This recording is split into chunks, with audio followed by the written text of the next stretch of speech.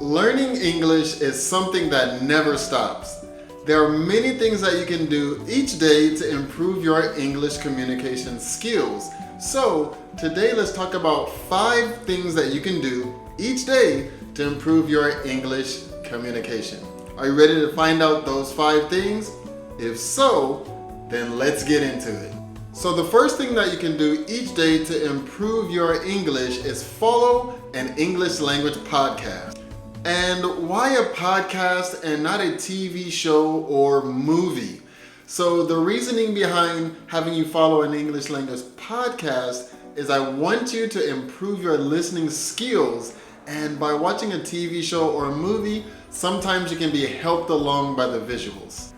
But by listening to that podcast, you're really going to have to focus in on what is being said and spoken in English, and this is going to be a big help for your English listening skills. There is also a variety of podcasts that you can choose from, so there's definitely going to be something for everyone. If you find a podcast that has a transcript, it's going to be a good way for you to find out how much you were able to catch, or you can always go back and see if there's something that you might have missed out on. You can also go back after listening and practice your pronunciation against those people that you heard on the podcast. So try to find a podcast that you can listen to every day, and what you're going to be able to do is practice your listening, check out different accents, hear a variety of people in different situations with different backgrounds, and 5, 10, even 15 minutes a day is probably going to be perfect. Next, try to talk to native speakers every day. If you are able to, this is going to be a great way for you to improve your English communication skills. Language classes or language exchanges are going to be 2 of your options. A language exchange is going to be free, and during this situation, you'll have a chance to use your native language, and of course, you're going to have a lot of chances to speak in English as well. I actually had a Japanese language exchange when I first got to Japan. So we would do our exchange, and then afterwards I would have a chance to eat dinner with the family, which is where, for me, it was a good chance to speak in Japanese in a real situation with real people that were not in a study type environment. So if you can find an English language exchange, it can be a great way for you to get real English speaking experience.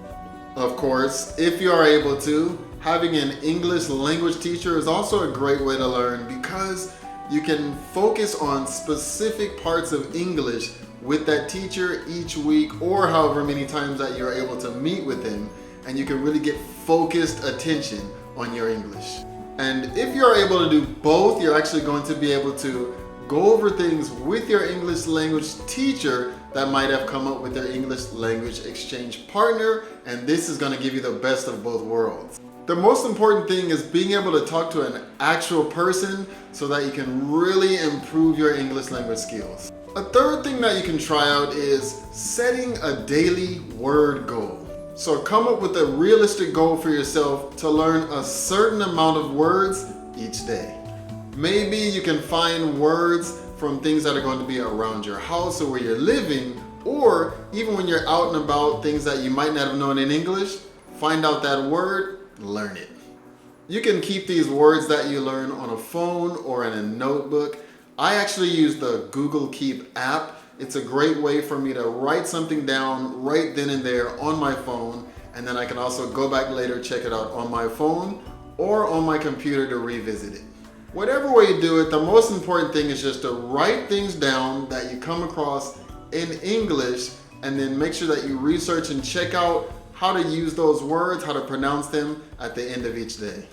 After a while, it's going to start to become second nature for you to really start thinking, how do I say that in English? And then you'll start noticing things every time you go out, when you're in your house, when you're at work, or when you're at school. So you really want to start building up that muscle of learning something new, learning how to say it and use it, and then applying it as soon as possible.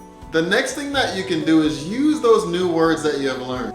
If you have a notebook or something that you can write in, what you can do is take those words that you have learned and try to write a few simple sentences each day describing your day or describing something, but just make sure that you use those new words as often as possible. The sentences don't have to be long, but you do want to get in the habit of just using those words that you learned. This way, those words will stick with you better, and you can also go back to that journal at any time, review it, see the type of words that you've been learning, and reinforce it. Doing this is going to also give you a way for you to start building up a bank of words that you can use when you have conversations with real people.